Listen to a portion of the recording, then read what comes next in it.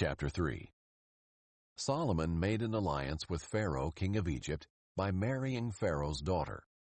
Solomon brought her to the city of David until he finished building his palace, the Lord's temple, and the walls surrounding Jerusalem.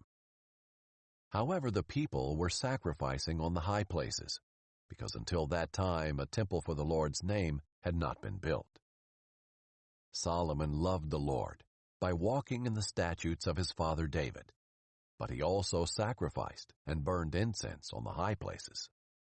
The king went to Gibeon to sacrifice there, because it was the most famous high place. He offered 1,000 burnt offerings on that altar. At Gibeon, the Lord appeared to Solomon in a dream at night. God said, "Ask, what should I give you?"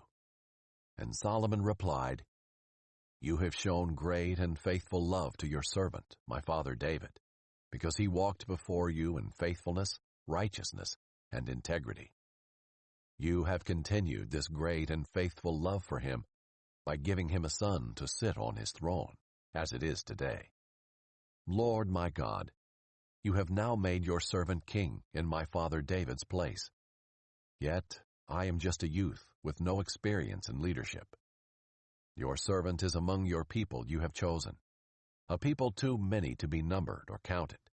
So give your servant a receptive heart to judge your people and to discern between good and evil. For who is able to judge this great people of yours?" Now it pleased the Lord that Solomon had requested this. So God said to him, "Because you have requested this, and did not ask for long life or riches for yourself, or the death of your enemies, but you asked discernment for yourself to administer justice, I will therefore do what you have asked. I will give you a wise and understanding heart, so that there has never been anyone like you before and never will be again. In addition, I will give you what you did not ask for, both riches and honor, so that no king will be your equal during your entire life. If you walk in my ways and keep my statutes and commands just as your father David did, I will give you a long life." Then Solomon woke up and realized it had been a dream. He went to Jerusalem, stood before the ark of the Lord's covenant, and offered burnt offerings and fellowship offerings. Then he held a feast for all his servants. Then 2 women who were prostitutes came to the king and stood before him. One woman said, "Please, my lord, this woman and I live in the same house, and I had a baby while she was in the house. On the 3rd day after I gave birth, she also had a baby, and we were alone. No one else was with us in the house, just the 2 of us were there. During the night, this woman's son died because she lay on him. She got up in the middle of the night and took my son from my side while your servant was asleep. She laid him in her arms. Then she put her dead son in my arms. When I got up in the morning to nurse my son, I discovered he was dead.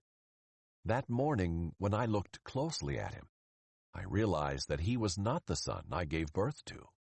"No," the other woman said, "my son is the living one. Your son is the dead one." The first woman said, "No, your son is the dead one. My son is the living one." So they argued before the king. The king replied, "This woman says, 'This is my son who is alive, and your son is dead.' But that woman says, 'No, your son is dead, and my son is alive.'" The king continued, "Bring me a sword." So they brought the sword to the king. And the king said, "Cut the living boy in 2, and give half to one and half to the other." The woman whose son was alive spoke to the king, because she felt great compassion for her son. "My lord, give her the living baby," she said, "but please don't have him killed." But the other one said, "He will not be mine or yours. Cut him in 2.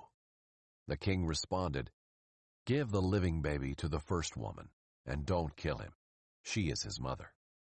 All Israel heard about the judgment the king had given, and they stood in awe of the king, because they saw that God's wisdom was in him to carry out justice.